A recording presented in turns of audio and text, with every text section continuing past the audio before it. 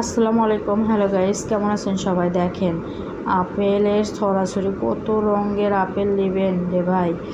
আমরা বিদেশত না থেকেও আপেল খাবার পারি। এই কমলাগুলো যে এতই মিষ্টি, চায়না কমলা 210 টাকা ঝুড়ি লিছে। আগে আসছিল 150 টাকা ঝুড়ি, এখন 210 টাকা করে লাই। সব দোকানে তা না বেশি লাই, 220-30 করে, কিন্তু এই দোকান আনা পরিচিত তো, তাই 210 করে নিল যে ঝুড়ি। কী রঙের ফল নেবেন, সবই আছে, বেদেনা আছে, আঙ্গুর আছে, ওজন দিচ্ছে দেখেন।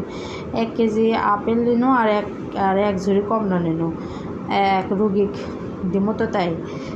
আর দেখেন এটি মালটা, এটি আবার কম সবুজ কমলা। এগুলো কমলার থেকেও কিন্তু মিষ্টি বেশি হয় চায়না কমলাগুলো। চায়না কমলা খুব মিষ্টি। আর টাকা বের করে আবার দিচ্ছি, তা স্যাংরার কাছে আবার খুচরা নাই, তাই আবার খুচরা বের করেছে। এই রে মা, বেদানাগুলো দেখে খালি টস টস করেছে।